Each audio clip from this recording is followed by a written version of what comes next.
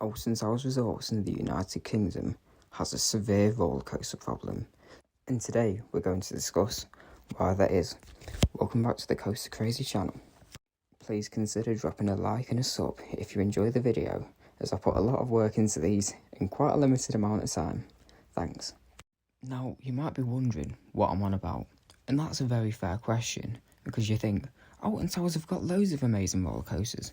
Wickerman, Galactica, Nemesis when it's back, Oblivion, Rita, 13, Smiler, Arxonauts, obviously. But what is the major roller coaster problem that they're currently suffering with, and they're going to suffer with for a whole lot longer? If you know a lot about Alton Towers or have some general knowledge about it, you'll know about the tree line problem. And this is where, due to local council regulations, Alton Towers are not allowed to build above the tree line. This is due to many local residents complaining about noise and ruining of the scenery. So what Alton Towers generally do when they're building a roller coaster is they will pick the highest tree that they can find, which has been commonly used in rides such as Oblivion, where they picked a tree about 180 foot away from the coaster, saying that's the biggest tree. And they also did the exact same thing with Nemesis when they were building that.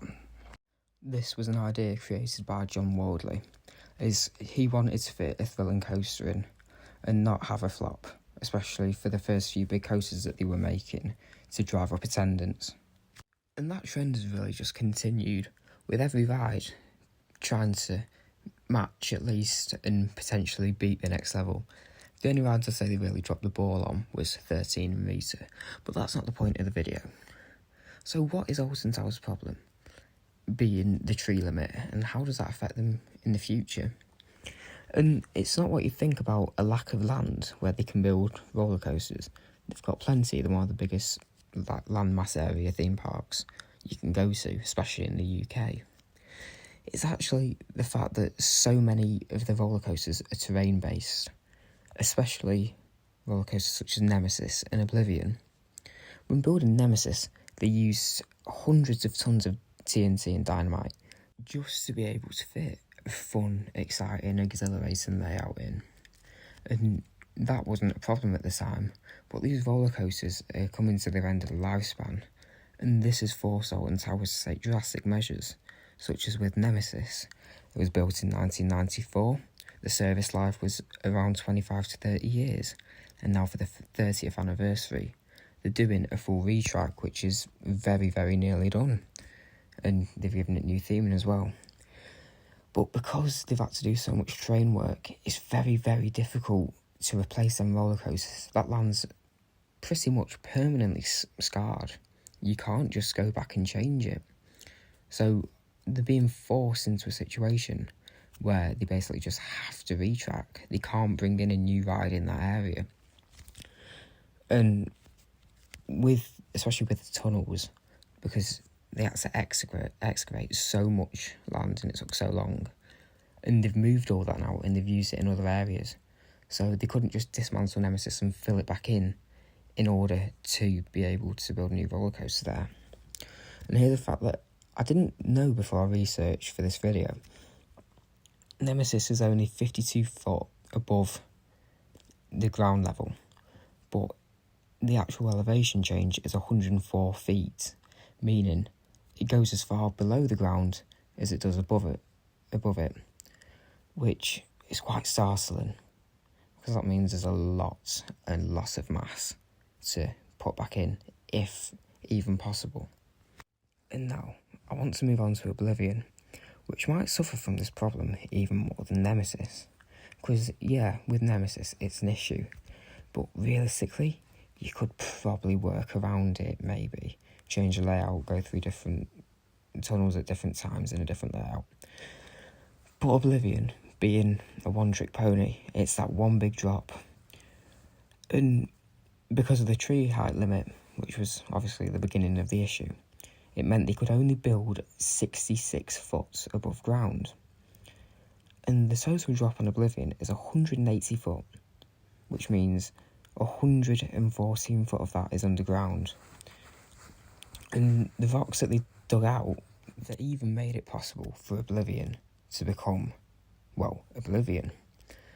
The rocks have been used in Katanga Canyon to theme the walls, so all the rocks you see when you're walking up to the Congo River Rapids or the Runaway Mine Train, they are actually all from Katanga Canyon.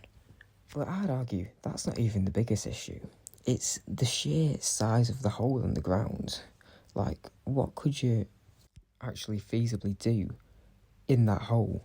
Because you can't dig it out to make more room for, like, elements such as, I don't know, vertical loop if you were to put a new ride there. Because the support structure, the concrete support structure that they put in, that can only be used for Oblivion. Like, they can't change it or just collapse in on itself. And they can't fill that hole in because it will cost hundreds of thousands of pounds and so much time and effort and resources that I don't think Merlin would be willing to sacrifice. And this just makes me wonder, will Oblivion be the next ride to get a retrack, saying that it's getting near to the end of its service life? Its service life was again 25 to 30 years because of B&M's reliability. And this year, it is 25 years old. It's pushing 26 now, opening in 1998. As of recording this, it's 2023. And this brings me on to the final point of the video. What could be the solution for Alton Towers? Could they stop making terrain coasters?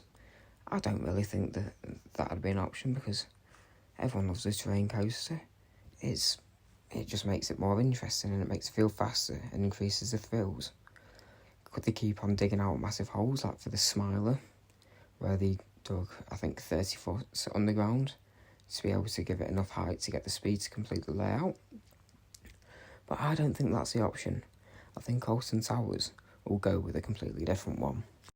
I believe that it will use the resources you do have to adapt the area around. So in 25-30 years' time, when Nemesis is at the end of its second life cycle, I think that they will change the terrain, maybe add more tunnels to add a new layout and, well, remove the inverted coaster and add something else. But I also think they'll do more of what we're seeing with Project Horizon, which is building a massive building. Because with Horizon we've seen that they're building a building that's something like 20 metres high, 35-40 metres wide and 90 metres long, so a pretty big building. And they've got planning permission for that, which makes me think they can also get planning permission in future for something else like that in another area if it complies with council regulations. And I'd just like to apologise if this has been a bit of a short video.